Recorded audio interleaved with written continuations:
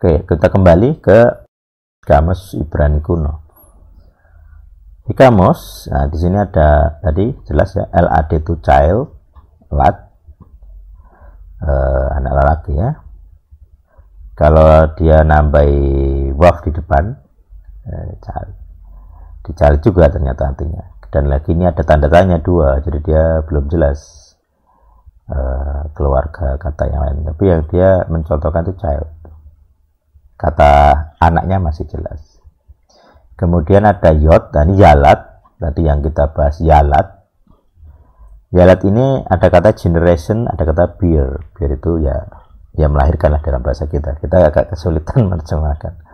To give birth to children, kalau bahasa kita ya melahirkan ya. Give birth itu ya melahirkan. Tuh. Kalau Inggris ya banyak ya. Deliver, broke up, born. Nah. Kemudian yalat itu juga berarti boy, child, young, son, boy, fruit. Itu di KJV ada banyak, nama Strong 3206. Kemudian yeldah, nah, yeldah ini cewek ternyata. Jadi yalat itu anak laki, terus ditambahi h di belakang jadi anak perempuan, girl ya, damsel, jadi anak perempuan, yeldah. Jadi yalat itu lelaki, yeldah itu anak perempuan. Yeldot, ini wafnya kita baca o, yeldot, itu dia bersifat kekanak-kanakan atau bersifat keremajaan. Makanya di Inggris diterjemahkan youth, childhood. Di pelayanan youth, pelayanan anak muda itu yeldot. Jadi outnya itu jadi kita kayak kausatif ya, kayak memiliki sifat, bersifat muda, bersifat kekanak-kanakan, childhood, youth. Nah, oke. Terus ini ada tambahan mem di sini. Jadi ini waf. Jadi bacanya mungkin mewoldot ya, mungkin kita menggunakan bantuan ini ya. M strip WL strip DT. DT dot WL-nya bisa wal, bisa will. M-nya bisa seva, jadi misalnya mewoldot atau mewaldot. Mewaldot kira-kira ya cara bacanya. Kemudian artinya born, kindred. Nah, nativity. Ini yalat tapi pakai yodnya 2. Artinya children, jamak atau sons. Nanti di Aram pakai yang ini sepertinya yalid ya. Yalid nanti. Jadi secara bunyi ya di depan dikasih seva. Jadi Y, ada strip, kemudian L. Nah, ya di sini dibaca I, jadi yelit. Nanti di Aram pakai yang ini sepertinya. New. W-nya diganti O, dibaca O, yelot. Nah, born. Nah, itu dari kuno. Jadi ternyata dari kuno kelihatan jelas bahwa akar katanya adalah LAD, lat.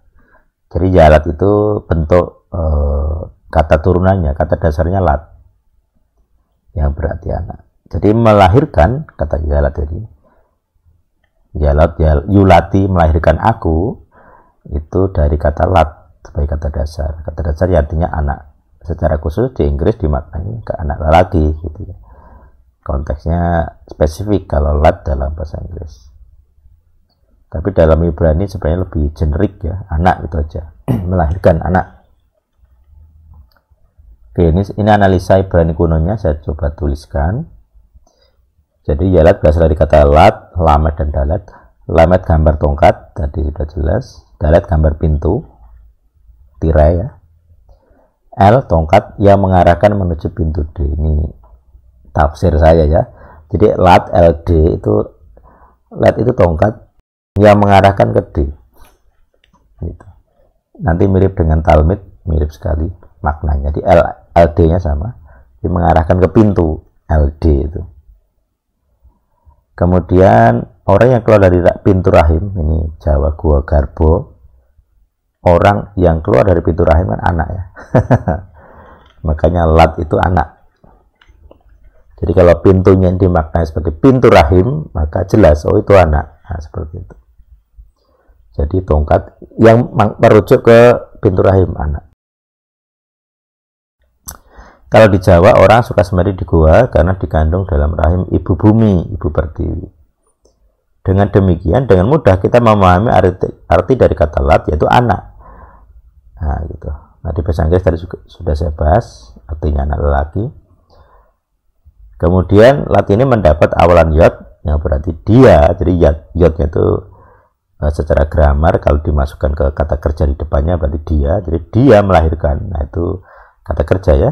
Jadi lat itu benda dikasih yod jadi kata kerja, subjek lelaki yod itu.